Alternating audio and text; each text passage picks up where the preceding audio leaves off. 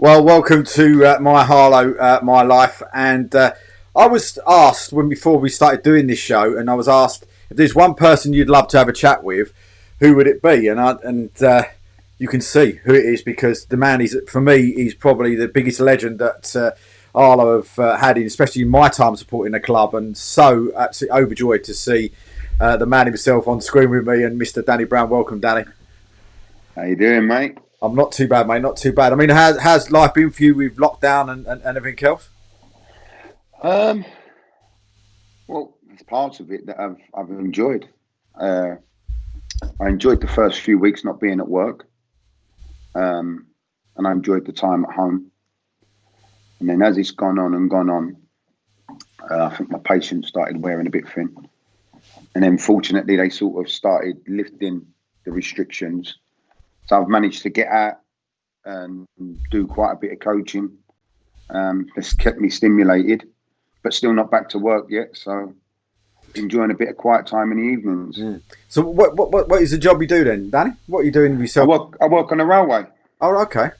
I work on a railway. I'm a signal engineer Oh, okay. on London Underground, but I'm a contractor. So as soon as this all started, we were the first ones out the door. Yeah.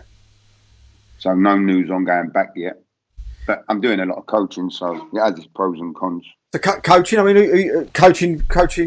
What different teams or different just people in general? Yeah, so I do a lot of individual coaching, a lot of kids, some pros, especially the ones going back, but mainly kids. And I coach for Billericay, Oh, Billericay okay. Town. So at the minute, I do the under 14s over there, and I'm going in to do some of the 18s, 23s, and just working with different groups at the club.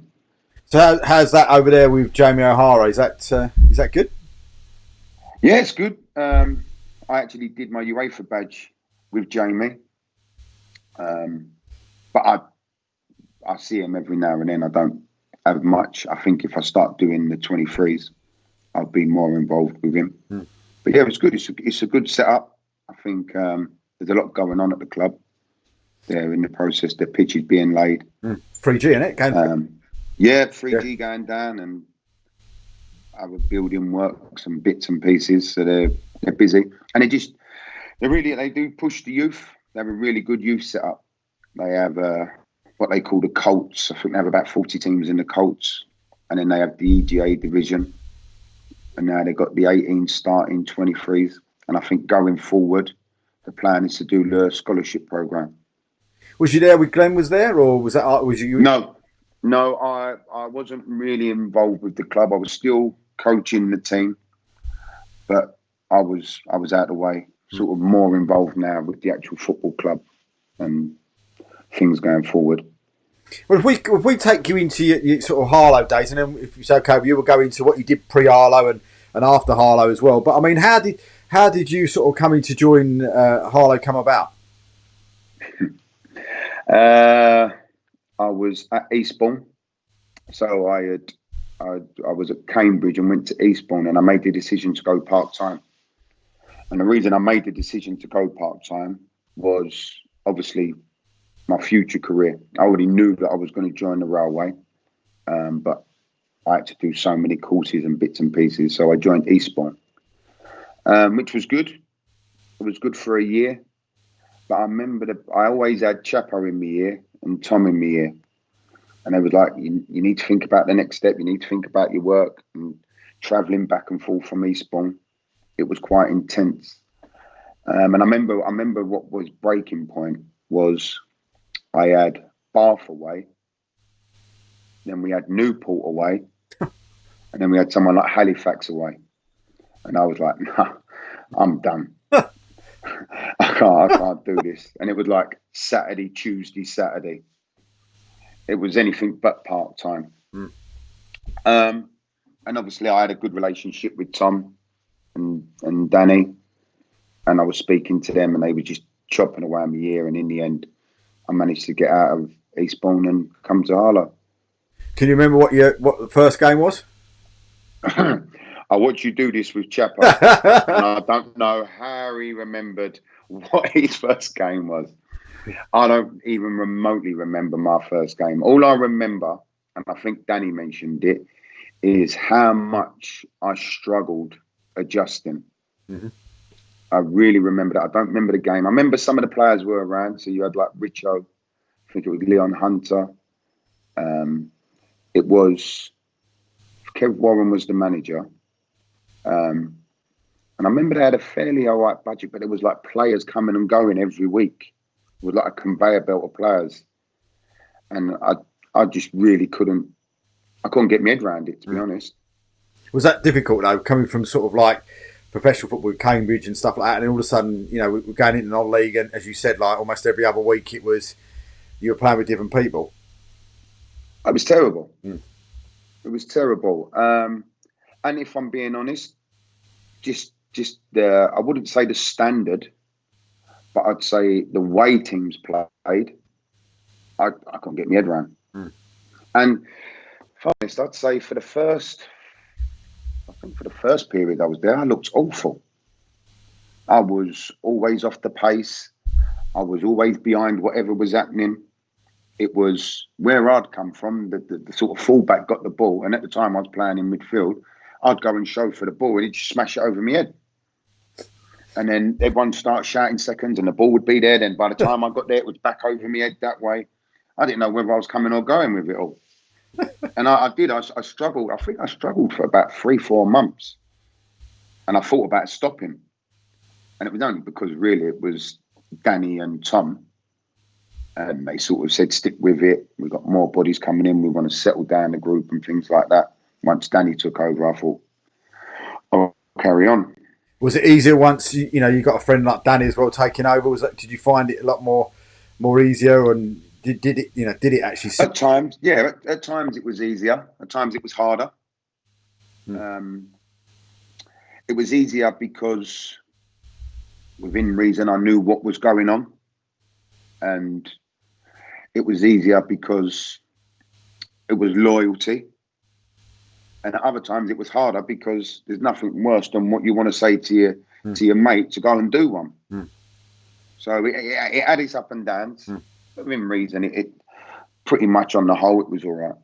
But somebody like yourself, knowing what we've seen, I'm not seen too much of it off pitch, other than a couple of times, but on the pitch, you look at that and you think to yourself, well, if somebody was annoying Danny Brown, he would tell him exactly what was wrong. I would tell him. So what was good was it was always managed to, even where I played and where Harlow was, I always managed to keep a level of professionalism. And where it was my friend, within football reasons, I always, even if I was burning, I would always sort of have a private discussion or manage the way I went at it. And I can't always say I've done that in my career. I mean, with that, can you remember a game that sticks in your mind from that first period of time?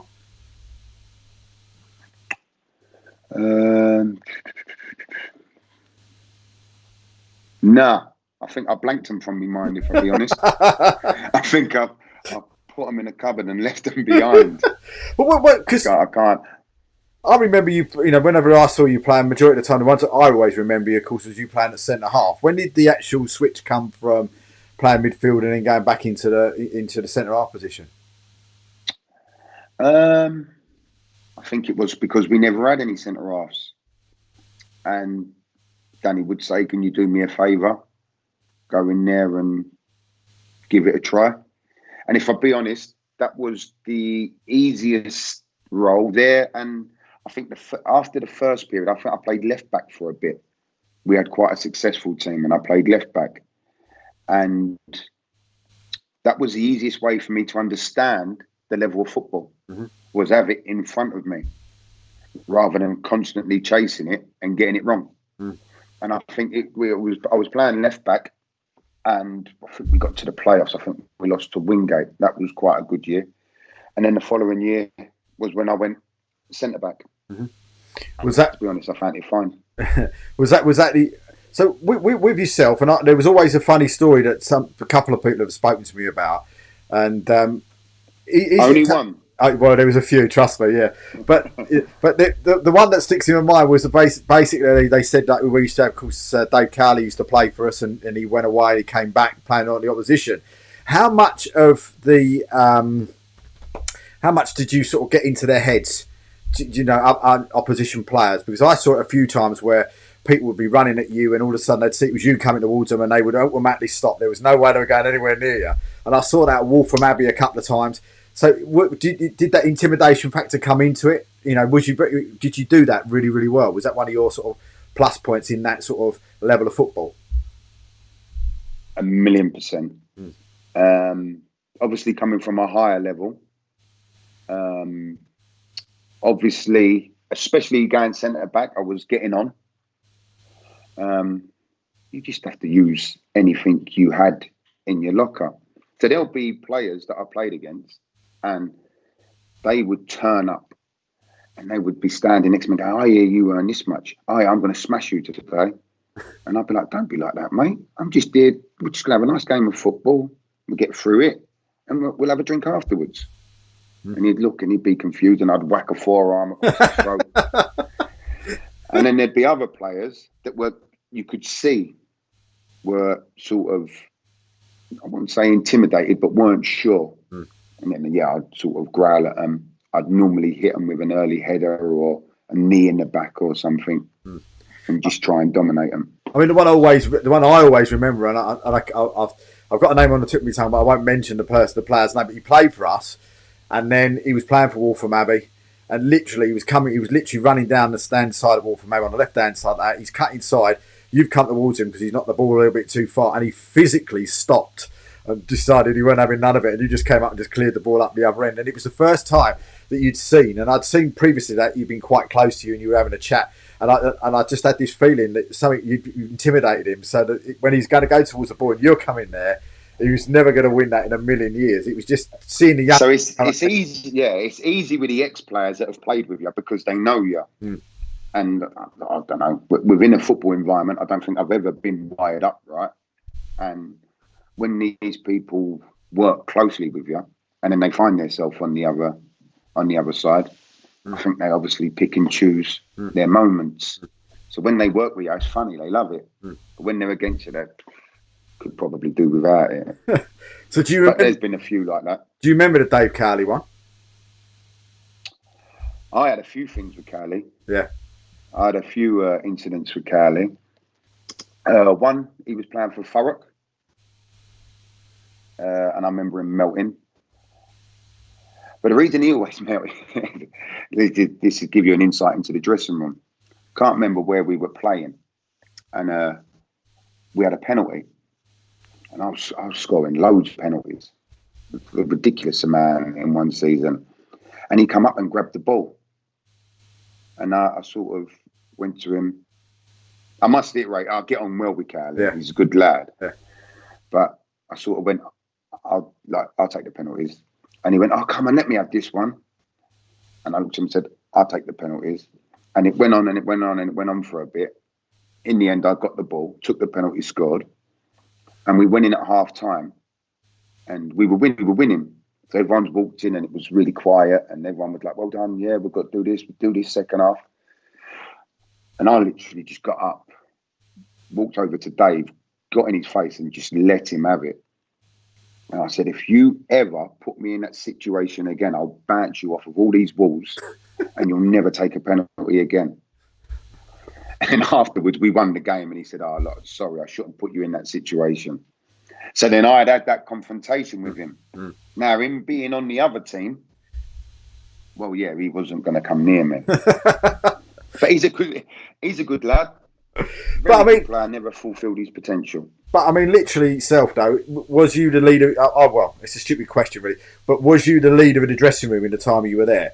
I mean, was you the man that they listened to more through your experience, but also as well they knew that you had to do things the way you've asked them to do, or if you'd said, or Danny had said, or whatever had said, they know that they were going to get 6 barrels of it from yourself.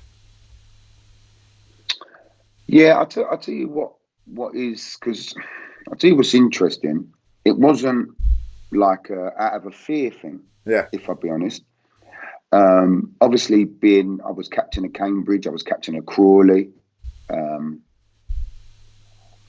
I think it was more. I used to protect the players a lot with Danny. So sometimes me and Danny would end up going toe to toe. But it wouldn't be my argument. It would be me protecting one of the players.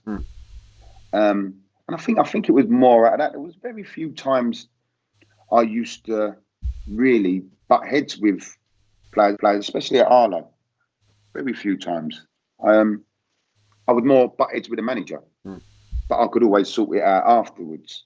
Whereas if you defend a player, sometimes you couldn't defend them, and I'd have to agree. I sort of like to think I batted for both sides and sort of kept it even. But I would always, a lot of the time, protect the players. I mean, I remember one of the players in the season. The season that was a really poor season for us. The one when we just avoided the relegation.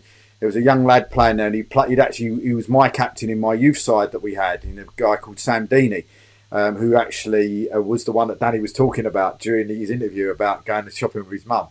And I always remember him saying to me, he learnt more from you than he has done from from everybody else as such. He absolutely loved playing in the same team as you, because of that knowledge and getting that sort of knowledge from yourself. So was that a thing that you just did automatically with some of the youngsters and some of the newer players, sort of arm round them, looking up, protecting them off the pitch and on the pitch? Yeah, so what you got to understand with me as well is that, with the greatest respect, Harlow was my winding down. So I'm not really looking to go there and cause a kerfuffle. I'm finishing, really. I'm gonna play here. I'm gonna help everybody out. That was my mentality. Was younger lads, even some of the older lads, because some of them hadn't played at a higher level. Some of them were non-league players, and when to chirp up at the manager, when to be quiet. Sometimes you'd see one of them want to say something. I'd look at them and say, "Not now," and go and see him now, or things like that. It was in some of the experiences, in some of the teams, I would say, yeah, I clearly sort of had the most experience. But yeah, I would have thought that there was a lot of people. Listen, sometimes Danny would do a team talk, and they'd all look at me, and I'd say, "Let's just start the game and play it out," and sort of not undermine him, but sort of say, "We're going to go along with this, and we're going to play it how he wants, and then see how it goes." So yeah, I'd like to think one of the main things I enjoyed about my time at Harlow was dealing with some of the non-league players and showing them that in some ways it differs massively higher up, and in others it don't. Look, I'm here and I'm giving 100%. I've done my bit. This is me winding down. But if I can do it, you should definitely want to do it, because this is where you're at. And if you want to go on, you're gonna have to change the mentality. And a lot of the non-league players that you come across, their mentalities are crap. They really are.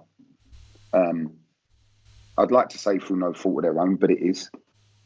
A lot of non-league players are generally fouled players, and if they got their head around the situation that they was in and sort of had more of a growth mentality and wanted to grow and learn, they'd probably give themselves a chance to go higher. But they truly believe they're footballers, even though they're not. And I found I come across that loads in non-league. Fouled footballers that think they're footballers. And is it one of those things that, we're playing for Harlow, we're in this league, we've done it now because we're not playing park football, we've achieved what we, instead of wanting to achieve even further up the echelon, is it that sort of thing where, they've come from sort of park football, got into sort of a stadium football, and then got to that stage of thinking to yourself, well, we don't have to worry anymore because we're where we, they got that, no ambition to get that further. Is that what you think it might be with them? No, there was a few like that. I thought it was the other way around, if I'll be honest.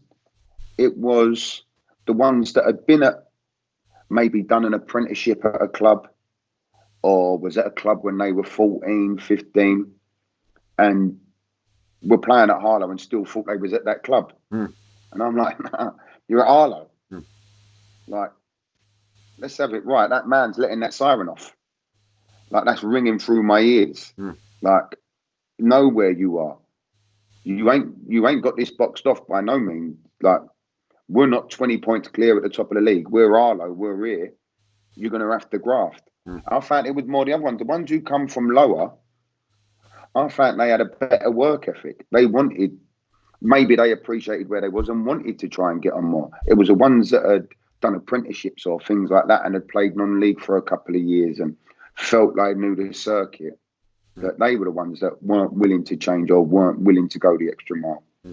Was you surprised, I suppose, with the fans itself? I mean, the Harlow fans and how sort of loud they are and how sort of passionate they are for the game. Was you surprised when you sort of come down to Harlow from from professional and stuff? Was you quite surprised at how loud and how intimidating they can be as well? I wasn't surprised until I went to another ground. So coming from where I'd come from and went to Harlow and went to a game, I remember thinking, oh, this ain't that bad.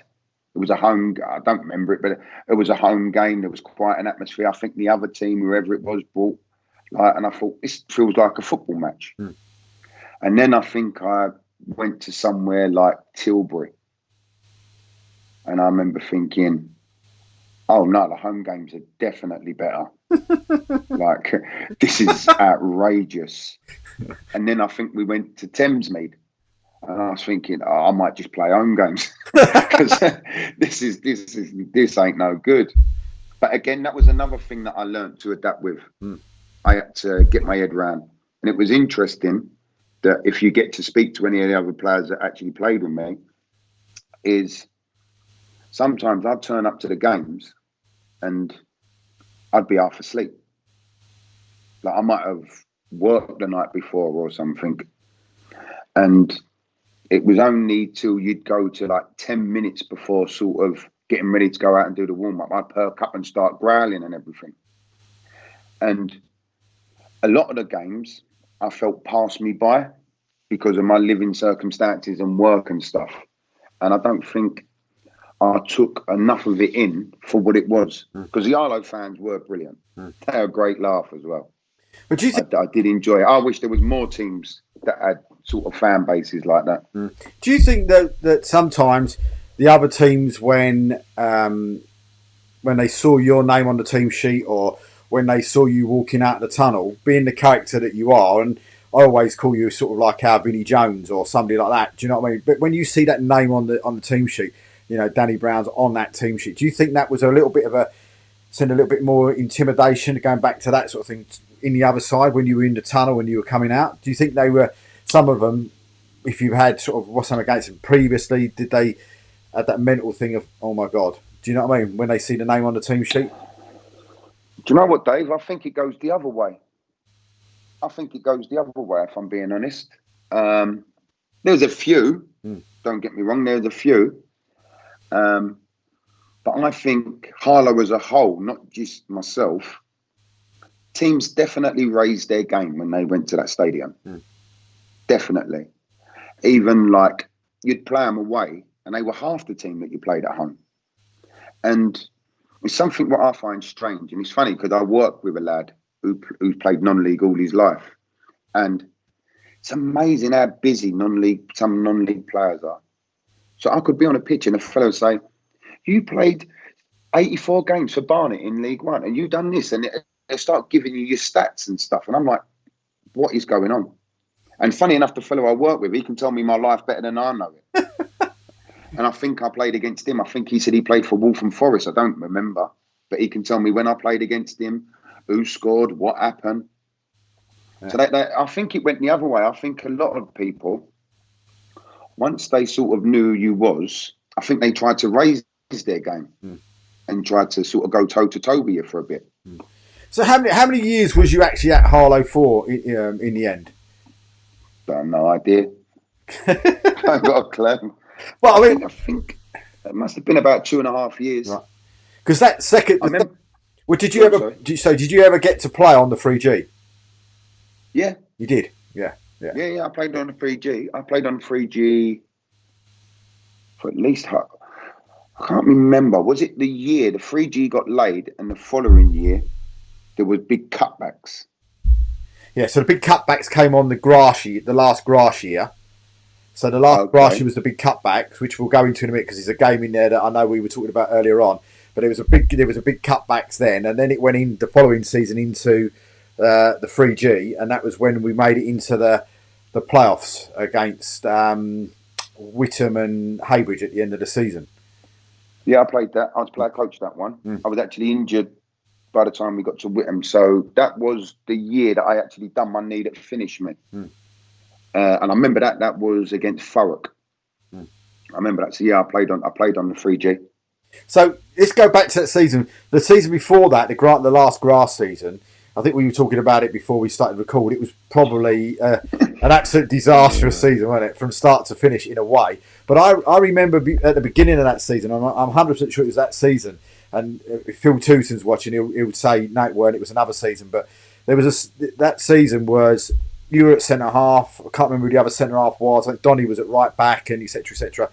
But we never conceded a goal in pre-season, and I was sitting there on the commentary thinking, wow, we're in for a really good season here. This is going to be a cracking season. And then we got to sort of like the beginning of the season. I think you got injured, the other centre half got injured, Donny got hurt, and I think we conceded God knows how many goals inside the first sort of 6 or 7 games.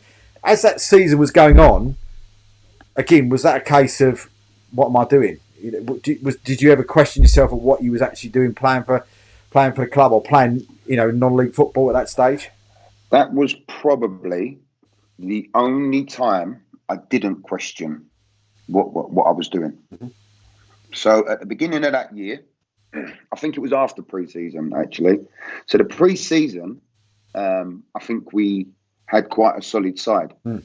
And as you say, I think there was injuries, but I'm sure, and I'm terrible with memories, I'm sure a lot of people left because the money went and they just couldn't pay everyone.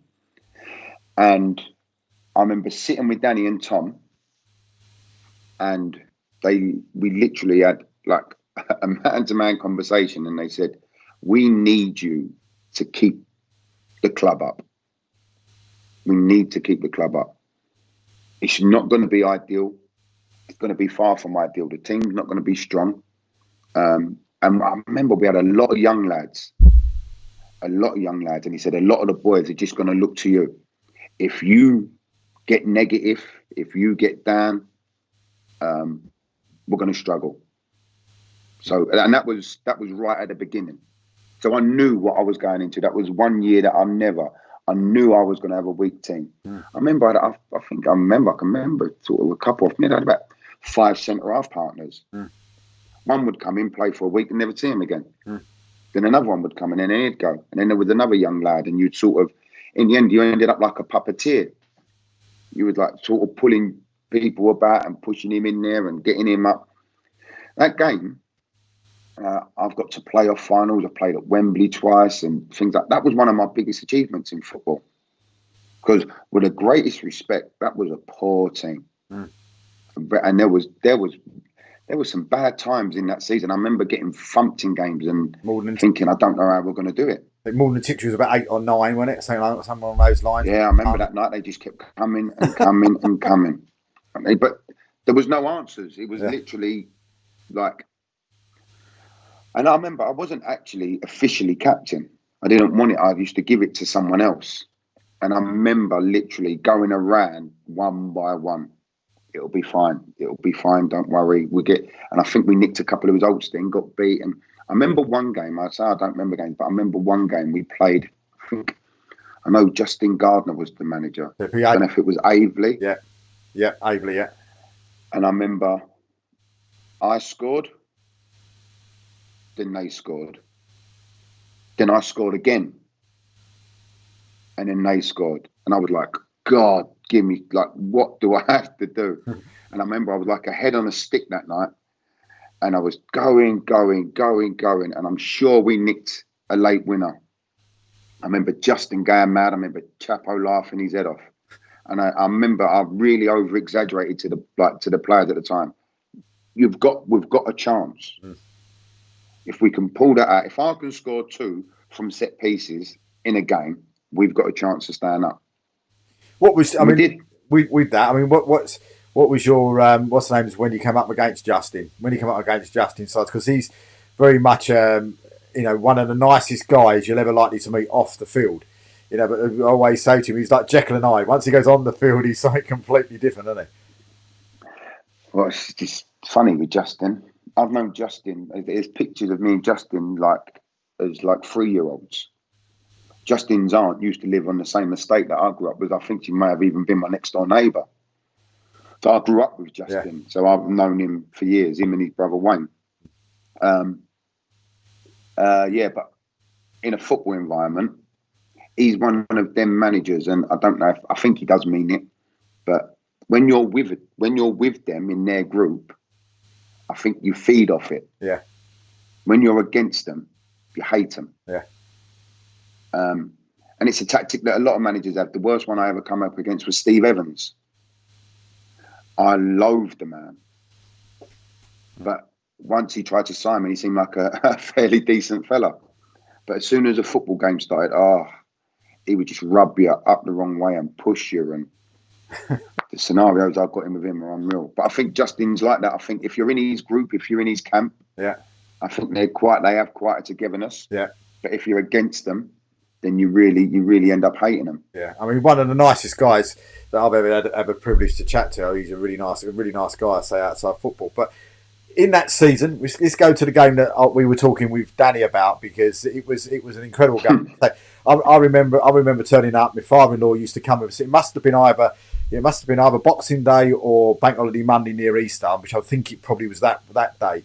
And it was getting closer to the end of the season, and us and Ware were, I don't suppose, fighting it out for relegation, but it was between one or the other at the bottom of the table. We got over to Ware, and as you know, Ware in them days before they got their 3G was like one drop of rain and it was going to get called off. And we went over there. It'd been really bad weather. The pitch was absolutely abysmal. You guys came out. We were getting beat, I think 2-0 or whatever it was at the time, and the rain was still pouring down. And I distinctly remember it because me and my father-in-law were there, were quite close, and the referee saying to, I think it was to Chapo or to whoever it was, any more, keep on your feet, any slide tackling whatsoever, I'm going to call the game off. Now, I didn't know at the time until Danny said what he said on it with the chat last week, where he said that you overheard that. And I don't know if that was the case, or you'd be able to say yes or no. And then I'll let you follow on with what happened next. Yeah, so that game should never have started. If I remember, I'm sure we had a couple of injuries as well. We was in a bad way. Turned up and it was ridiculous. It was pouring down. There was puddles and everything. And I went and spoke to the ref before, and he said, "No, I've looked at it. It's playable. If the weather, I don't know if it stopped." And he said, "If the weather starts up again, we'll look at it again." He said, "Or if there's any reckless tackles or things like that." Well, as you say, we were 2-0 down, and there was no way back. There was no way back whatsoever. And I kept getting in the ref's ear. Every time someone made a tackle, I was going, "Oh, ref, that's well dangerous. Ref." And that's the thing. I used to try and intimidate players, but I always used to make best friends with the refs. I always used to try and pal them. Before you go in for your little chat, and in the tunnel, I used to talk to him. And I was in his ear. He was going, "No, Dan, it's all right. It's all right. I think it's going to be all right. I think we're going to get through it." Well, I don't want to get through it. I'm 2-0 down. And then as he's walked over to Danny, I'm walking behind him. And he said about, "Look, we've got to be careful now because the tackles are getting a bit reckless." Well, he just used the terminology that I just told him. I just said to the ref, "These tackles are getting reckless now, ref. This is going to get out of hand." So he went over, spoke to Danny, and I was looking over Danny's shoulder. And then as the ref went back, I think I said to Chapo, "Watch this." And then I think a lad picked up the ball, and I think I went from one side of the 18-yard box to the other. I just was like, whee, all the way across. And as I was sliding, I was calling the ref. So I was halfway across. I was like, "Ref, look, I'm not even in control." And then we got the game abandoned. And of course, the game got abandoned. We got the replay game. We actually beat them and stayed up. So so I assume, with that meeting that you had at the beginning of the season, with Danny, with Tom, no disrespect, and I said this to Danny at the time. That one game, that one getting in the ref's ear, the one thing of actually doing that slide tackle, basically stopped the club from playing its first season of 3G in the Essex Senior League. Yeah, when you put it like that, that was just my makeup. Again, you got to understand my thing with the club is I've known Tom since I was probably about 10. I was best man at Danny's wedding. Oh, right, okay. So yeah, things like that, and obviously my personality. I wouldn't even look at that. That was just me doing my job, so to speak. Is if there was a way to win, if there was a way to make a scenario happen, I was going to do it. So, yeah, I suppose it was a good decision at the time. I remember they made us lovely sausage and chips afterwards as well. I bet they regret that.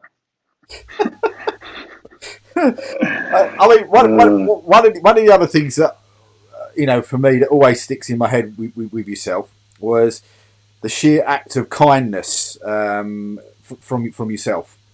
Now, my daughter, if people don't know, she was 21 last week and been through a bit of a rough time recently. But back then, she used to come to the football with me, and she used to help me with the filming and help me with bits and bobs and so forth. And she absolutely adored the ground you walked on. Absolutely loved every part of Danny Brown. It was Danny Brown this, Danny Brown that. What did you want for your birthday? I want a Danny Brown shirt and all this. She's still got pride of place upstairs. It's there. And I spoke to you and I said to you, look, do me a favour. Could you, any chance you'd be able to sign a shirt for her for a birthday, which you kindly did. And I remember she was outside, and I remember you going outside as you were going home at the end of the game, and you stood out there and you stood there and had a chat with her. And she was talking to you about, and I don't know if you remember, she was talking to you about doing a netball refereeing and et cetera, outside with you. That trip home from Harlow back to Waltham Abbey for that half an hour, it was almost as if she'd actually been outside with David Beckham. I've never seen somebody so starstruck in all my life. She came back in, didn't realise that I'd had a word with you to see if you could talk to her.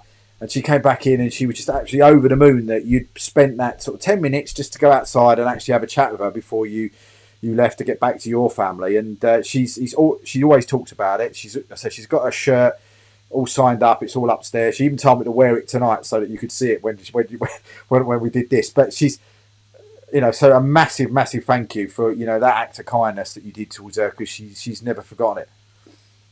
Oh, that's lovely. To be honest, I'd love to say I was always like that, but that would be a lie. I think I started building relationships with supporters when I was at Cambridge. And I think a lot of that comes with age, especially having your own kids. Mm-hmm.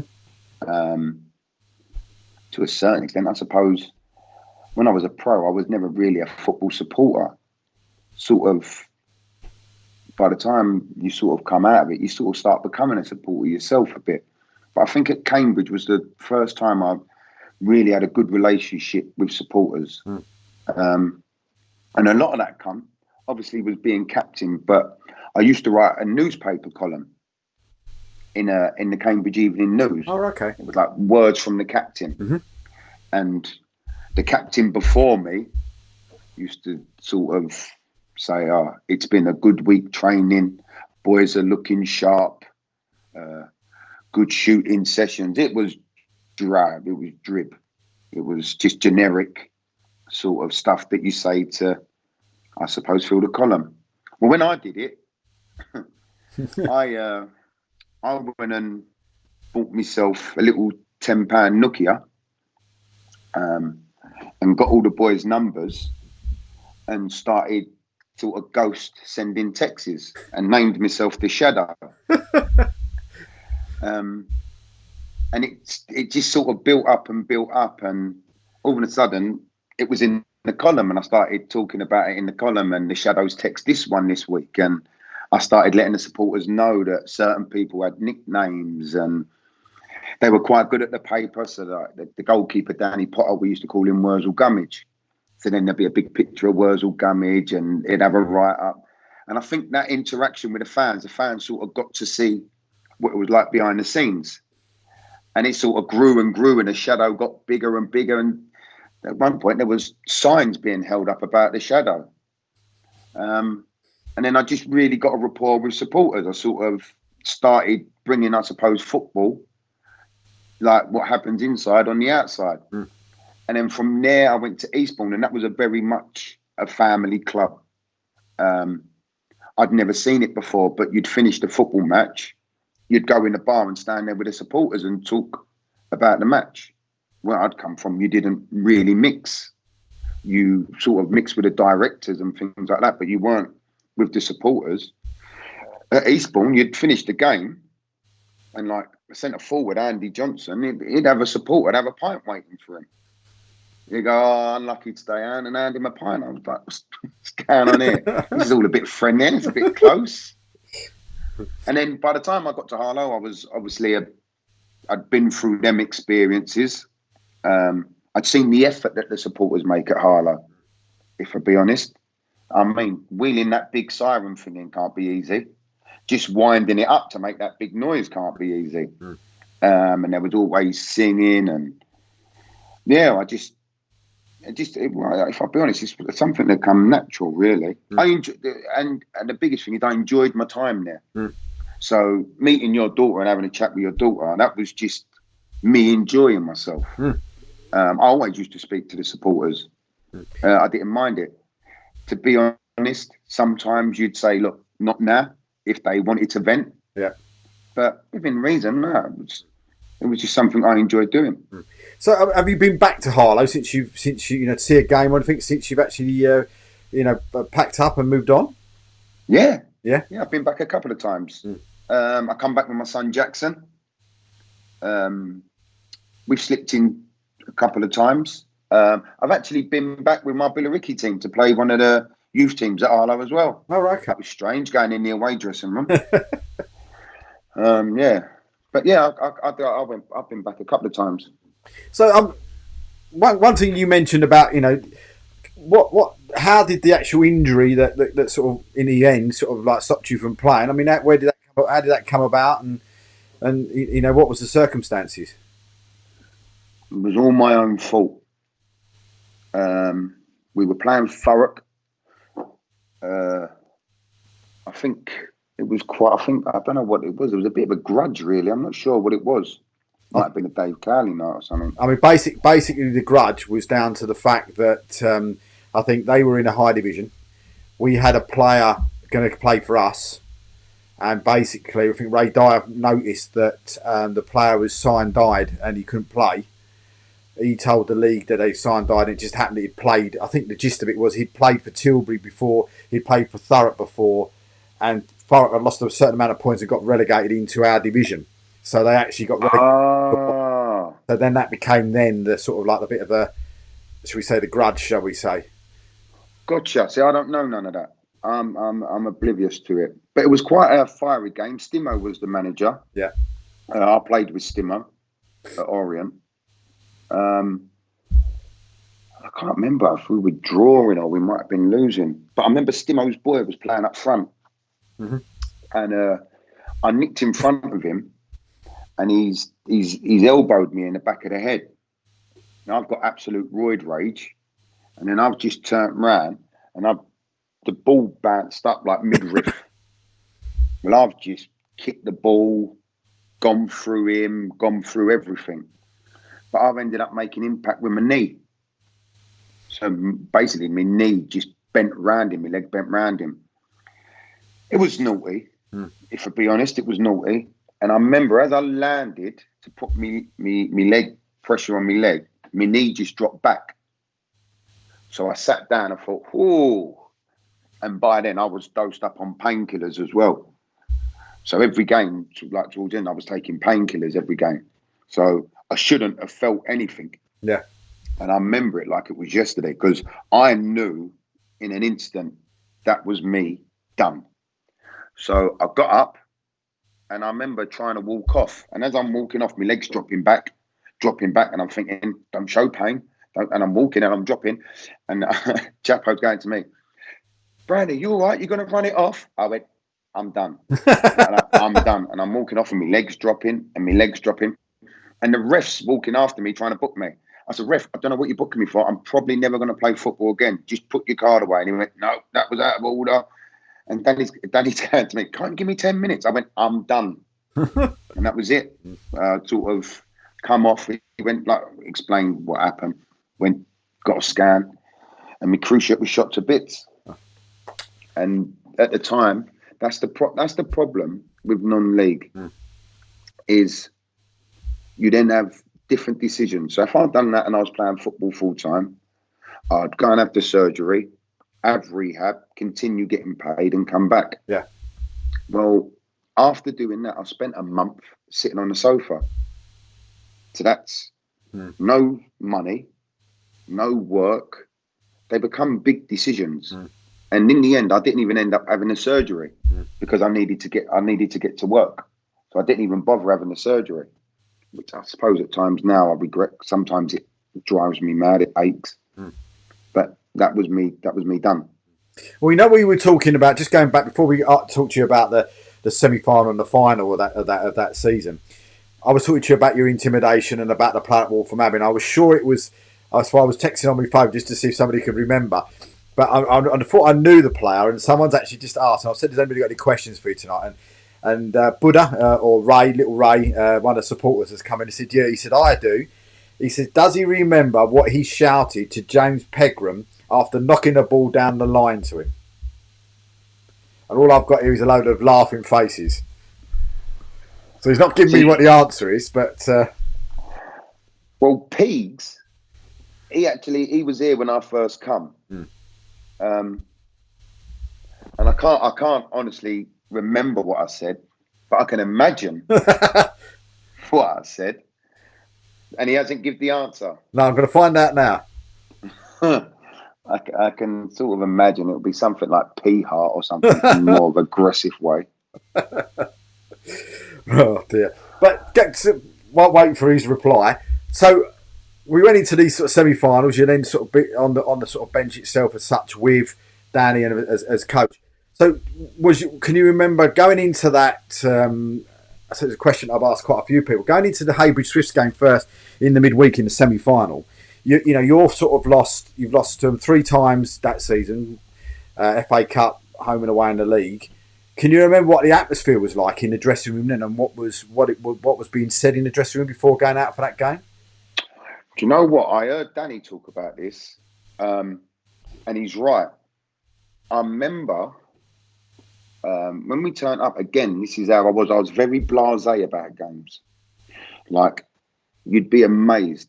So you see this aggression, you see this maniac on the pitch. A lot of the time, I didn't even know we were playing. I would turn up oblivious to it. But I remember that game, again, feeling like a proper football match. It felt like. And I remember that the tension was building.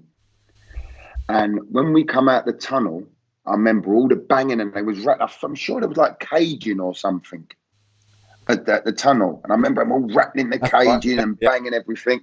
And I remember Danny saying, "We'll win this today." And I remember thinking, I can see why you're saying that. But that's a brave thing to say before we've kicked a ball.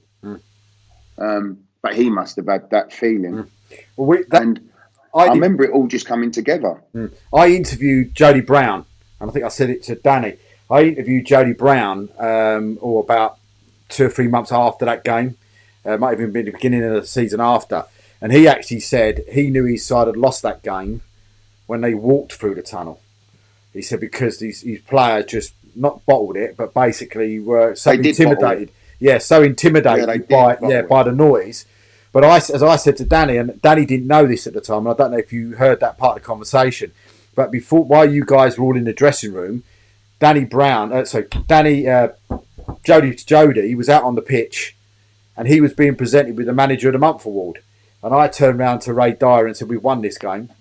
And he turned around and said, "What do you mean we won this game?" I said, "Well, he's just been given the Manager of the Month award." I said, "No, you see it in senior football. That as soon as somebody gets given that, they get a good walloping in the next game." And of course, then all the fans around the tunnel and all the rest of it, and it ended up being a fantastic night. I mean, what was that like during the game and after the game, and what was the atmosphere like? Yeah, well, what you didn't see was while there was stuff going on the pitch, him getting, as you say, his medal. I remember the one change room goes off to the left and the other goes off to the right. And I was outside their changing room, kicking in the door and banging in the windows. And no one would come out. And their music stopped and everything. So I really started pummeling their door. And that's when I started telling our boys, like, their bottle's gone. I've got them. Their bottle's gone. And I think our lot lifted a bit as well. Yeah. And then walking out into the tunnel, it just grew and grew and grew. Yeah. But I remember after that game, you say, what was it like? What was this? I remember having a Coke and rushing off because I had work. I bolted straight off to work. I remember. And that's what a lot of my time at Harlow was like. It was so up and down emotionally. Because I'd have this hysteria of playing a football match. Literally, as soon as it was over, you might, i.e. sometimes at home games, hang around for a bit. That was all right. You'd talk about a few things and that. But a lot of the time, I was like, boys, I've got to get back. I've got to get some kit before I go to work. But what was you bounced forward from that to the Sunday or the Monday, whenever it was. And of course, you've then got, as I said to Danny, it must be a difficult thing to cope with because you've had a situation where you played a semi-final against a team that you've lost to 3 times. You go into it, you get a resounding victory. Everybody's on a high. They're on a high that night. They're on a high for the next few days. And then you go into the final on the following weekend, and it's a completely opposite thing. You're on a high. You've beaten them twice in the league season as well. And then you go out to that match, and what was that feeling like before, in the dressing room there? And did you see the difference? I remember that game quite clear as well, because I was fuming. Like there was a couple of things that weren't right. I felt like it was a bit too lethargic. And I remember Whittam, and it's funny enough, their centre half was Paul King, and I see him quite a lot because his son plays with my son at football, and I remember him really, really being chirpy before, really being chirpy. And I couldn't work out why. And it turned out that they'd signed that newbie, wasn't it? Is it Chris Newby? Yeah. And yeah, I think, if I'll be honest, I think it was a bit of complacency. And if I'll be honest as well, and I remember at the time saying to Danny, I think it was a bit of burnout. I think the Haybridge game was like the final sort of hoorah. Yeah. I felt like that because we'd had quite a knit group. It didn't change much. And at that time, I think you had the Smith brothers, George and Jamie, and there was like a few others. But I don't think we had like a massive squad or anything. I think by the time we got to there, we were just deflated. And I remember it was that newbie fella who scored the 2 goals that see us off. But we were poor that day. Really, really poor. When that season had finished, was that when you decided then to sort of come away from Harlow? Yeah, that was me done. Yeah, that was me done. I had to concentrate on work. Yeah. I hadn't at that time. I hadn't done coaching badges or anything like that. I was winging it off experience. I didn't know what. If I'll be honest, I had no intentions of coaching. I think I was there as a player coach, but it was more to be in the dressing room and be about the boys and stuff. And then I think, I can't remember what it was. I think there was 1 or 2 boys were talking about finishing as well.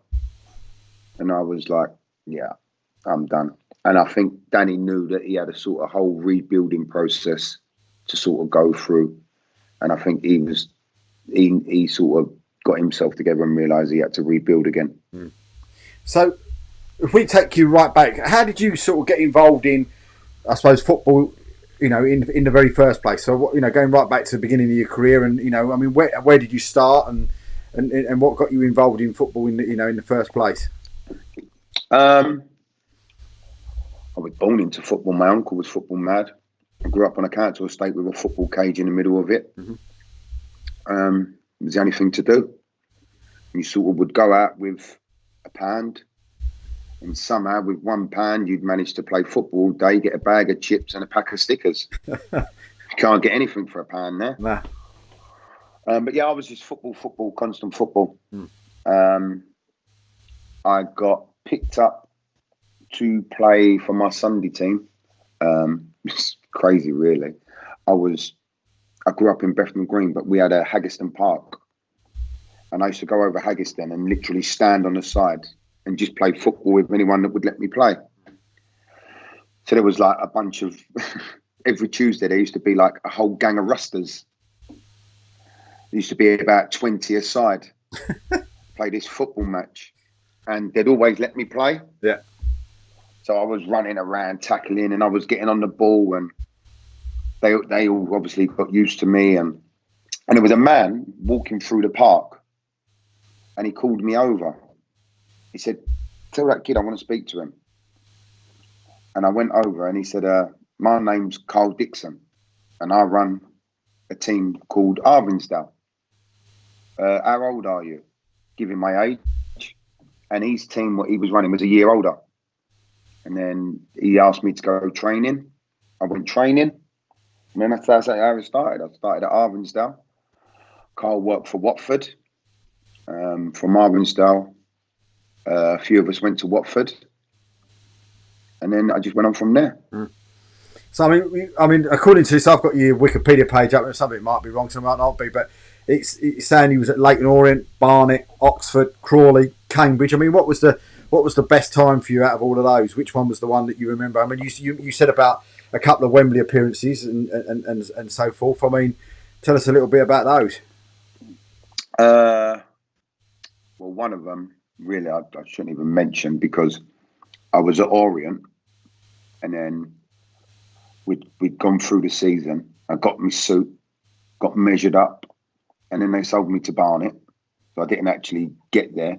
I went to the game and that, but officially I was a Barnet player. The second one was with Cambridge.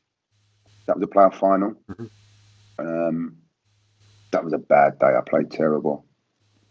What people don't realise is, in the semi-finals, we played Rushden and Diamonds, and I basically ruptured my whole shoulder. I ripped it out of his socket.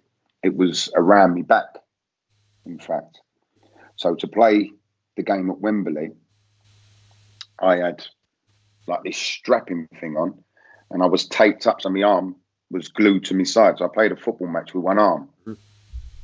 So that's my excuse for being so bad anyway. But what go to your first question? What was my favourite time? I'd probably say Barnet.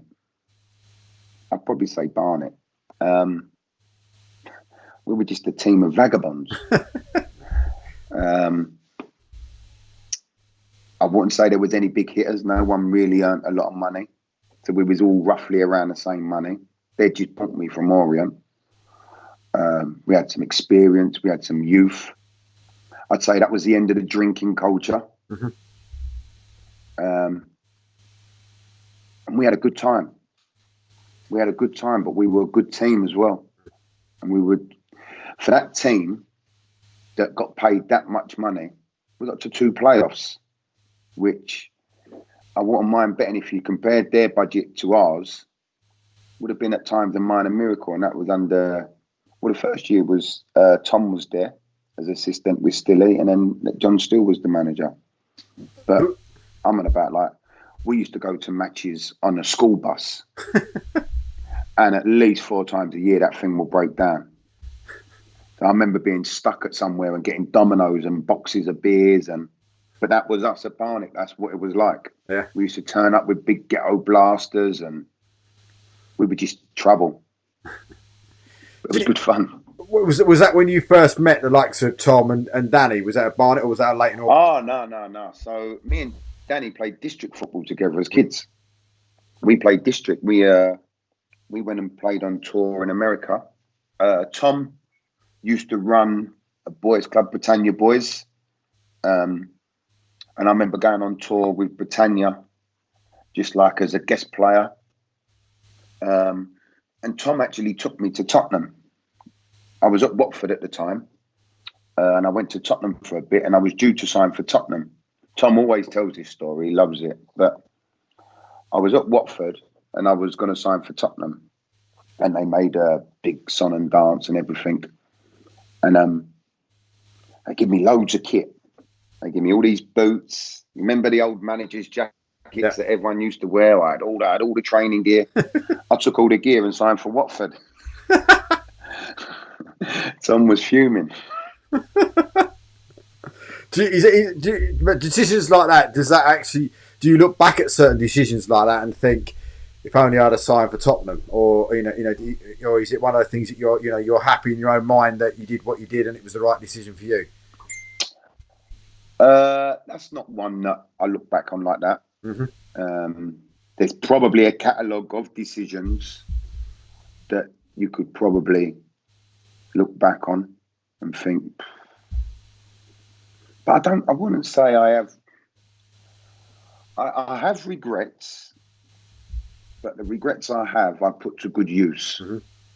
So now with me gone into coaching and working with young adults and young players, a lot of my regrets, I enjoy telling them and showing them why I say some of the things the way I do, or I am the way I am. Mm. It's generally my coaching philosophy and my coaching style is everything that I wasn't.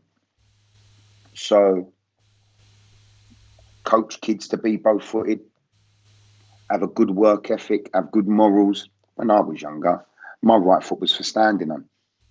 My left foot was a wand. It was lovely, but my right foot was useless. Yeah.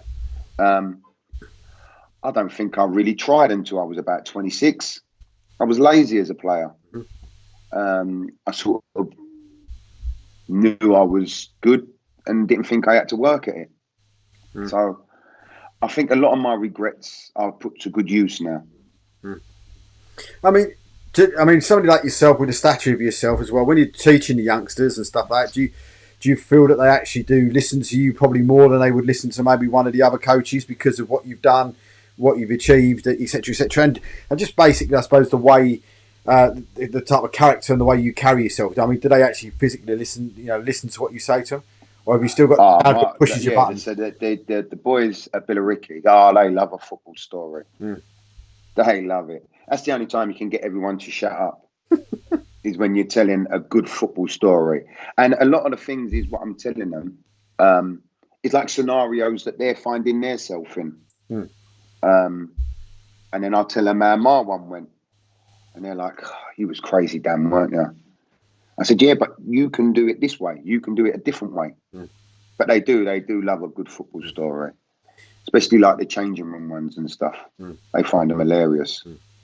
But do you think, though, clubs like, especially Harlow now, and what they went through, from when you left, the following year was the 100-point season, and we still didn't get up 100 points, 100 goals. Then the following season, we finally managed to get up and get up.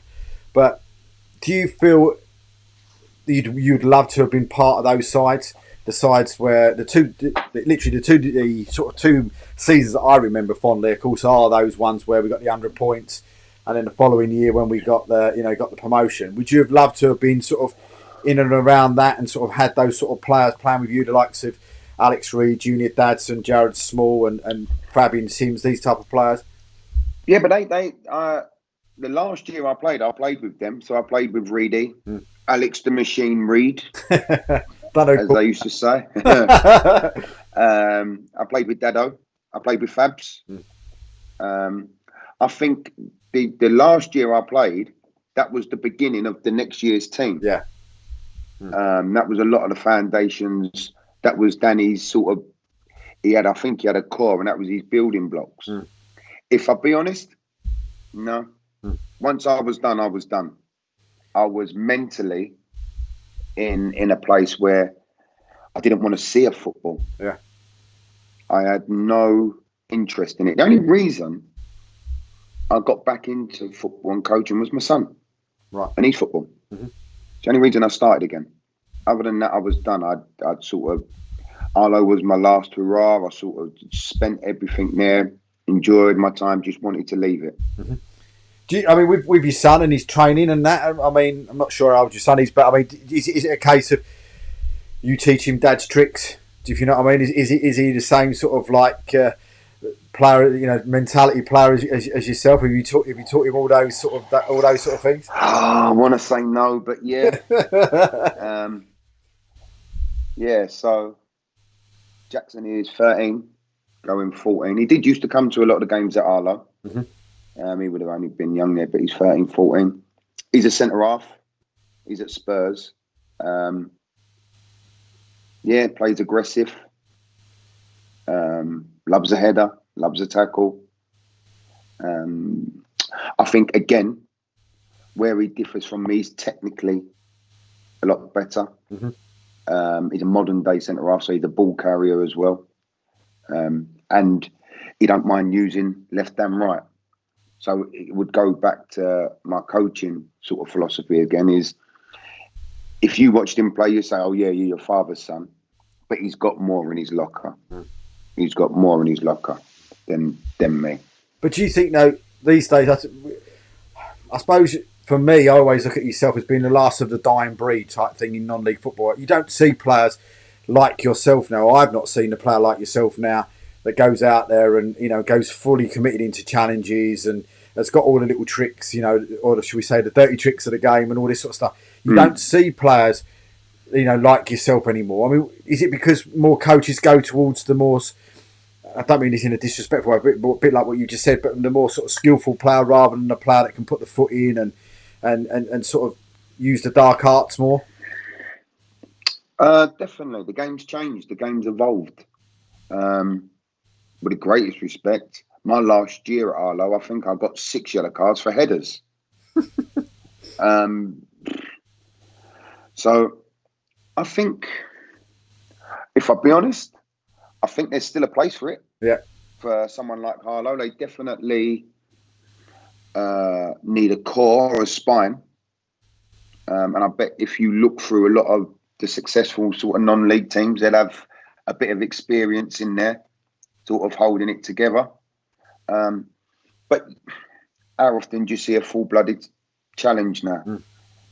Yeah, it doesn't really happen. No. I mean, some of the ones I used to do now, they would be like, they're just, I mean, I think Dave Cowley told me he had stud marks across his chest once.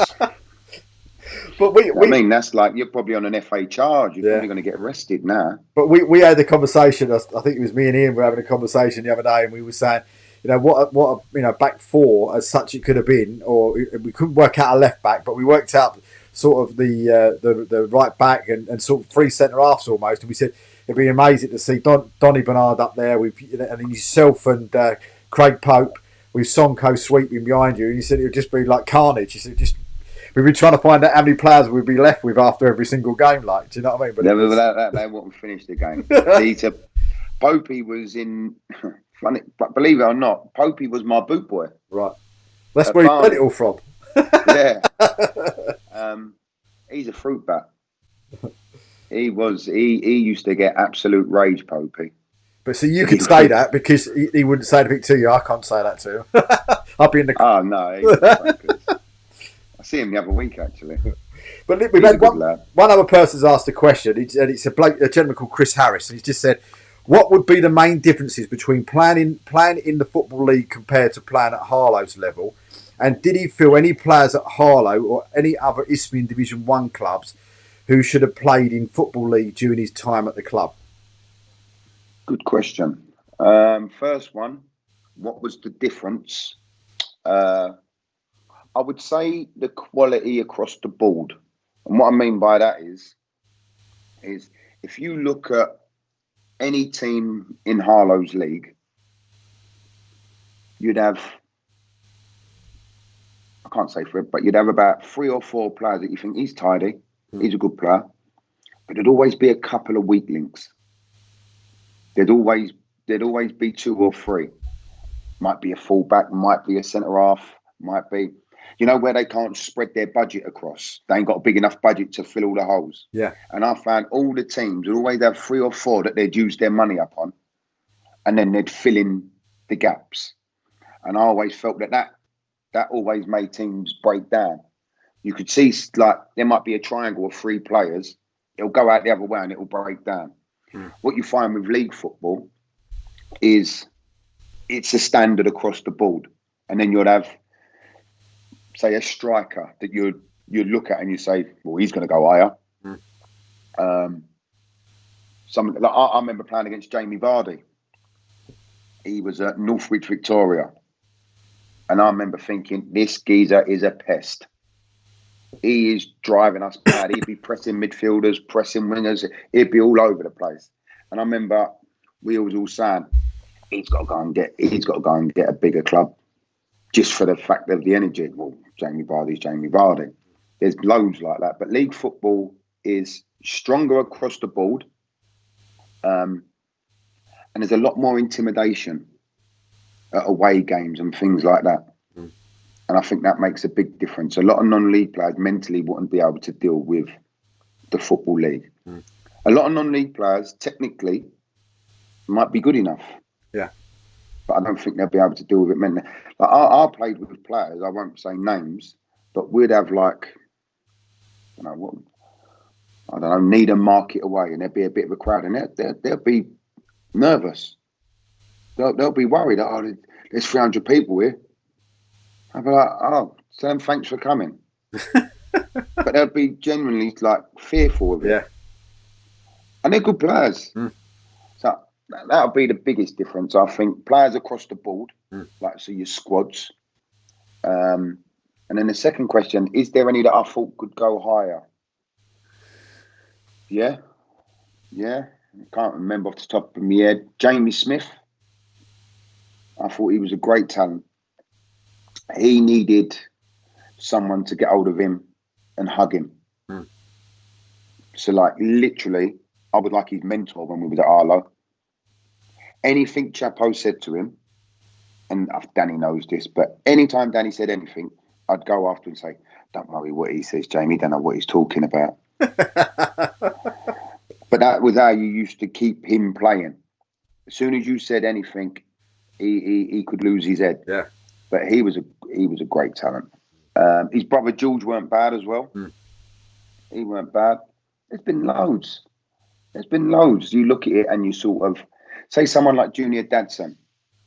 On his day, you'd look at like Dado and say, he's electric.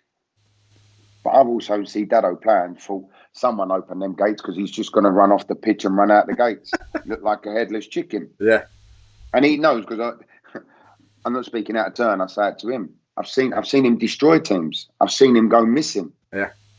It's that sort of thing that he played at a high level, and he would probably say it's consistency that probably allowed him to drop down. But there's definitely some young lads I've come across as well. Yeah. Well, where you've seen a kid and you think he can play. Well, hopefully, I'm speaking to Junior tomorrow night, so that'd be good fun if he replies to me phone call. Hopefully, I'll get something tonight. But he's supposed to be we're supposed to be having a chat tomorrow night. But just to finish with Dan, I mean, 'cause I could speak to you all night long because I'm just in awe of you, full stop. But when you was playing at Harlow, what was the worst ground that you went to? God, the worst. I want to say Tilbury, but it was literally 20 minutes from me. Yeah. So I didn't mind it. Yeah. The worst ground. I think Thamesmead have done theirs up now, haven't they? But that used to be a bad place.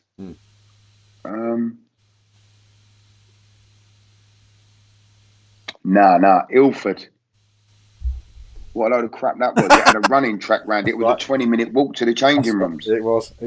The ball used to go off the pitch. Most of the time, you spent chasing the ball to try and get a ball back.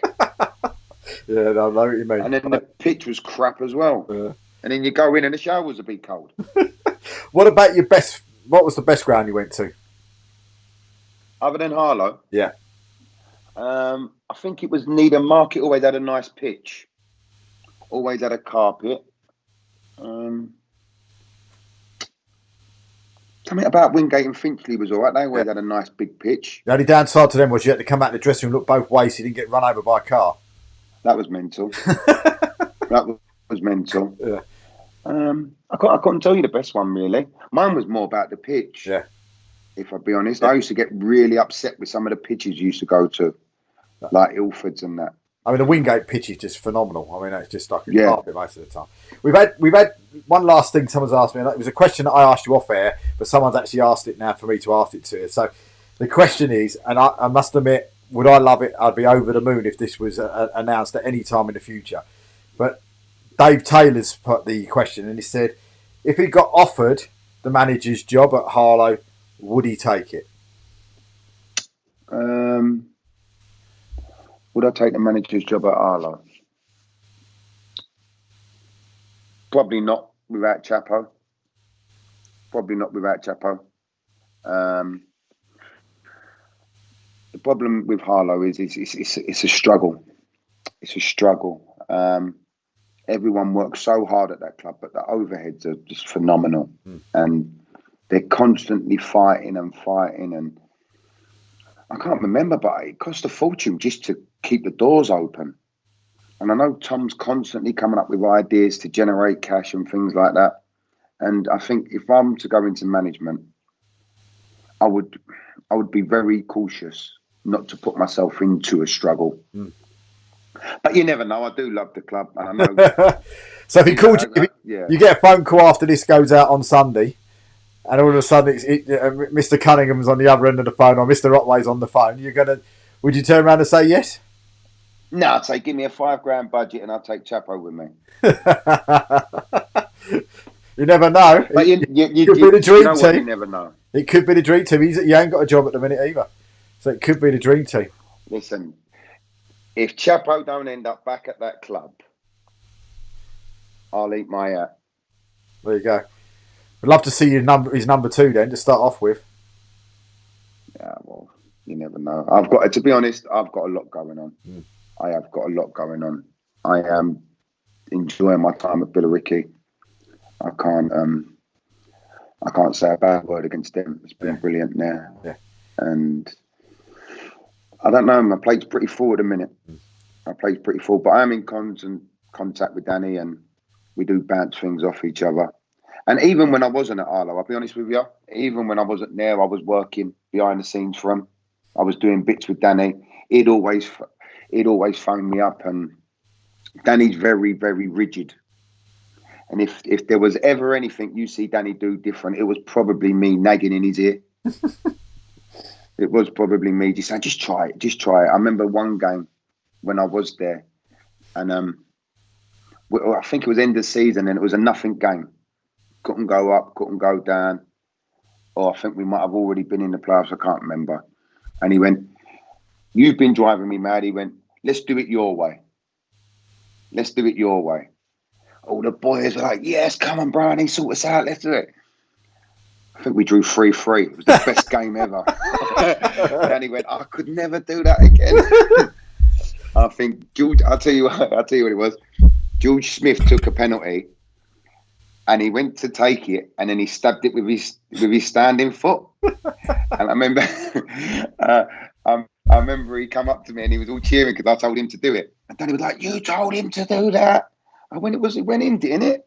But that's how I was then. I was just like expression. That was like, we scored, they scored. We scored, they scored. Then he went, I can't have all this. I can't. But I've changed since then. No, listen, mate. Guaranteed promotion if you and Daddy come back next year. There you go. Can't ask more. No pressure. But listen, mate, I've really, really enjoyed the last hour and 20 minutes of you. It's been absolutely fantastic, and hopefully enjoyed it. And hopefully we can do it again pretty soon, and maybe even get you on our Monday night show and have a chat with me and Keith on a Monday night. That'd be fantastic if you would love to do that, and to come on maybe in a couple of weeks' time or something. But Dan, it's been fantastic speaking to you tonight. I hope everybody at home has enjoyed it. It's great seeing you again, and we really, really do. I think most of the Harlow fans would say we'd love to see you back at the club sooner rather than later, and hopefully that somehow Tom gets the checkbook out and gets you back there as soon as he possibly can. But he's gonna hate me for this, isn't he?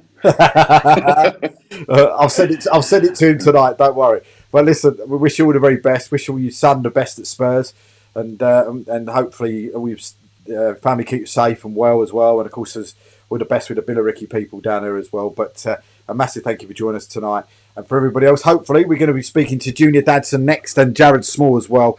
We've also got Ross Arnold as well lined up to have a chat with as well. But hope you've enjoyed the chat with Danny tonight. And until next time, good night.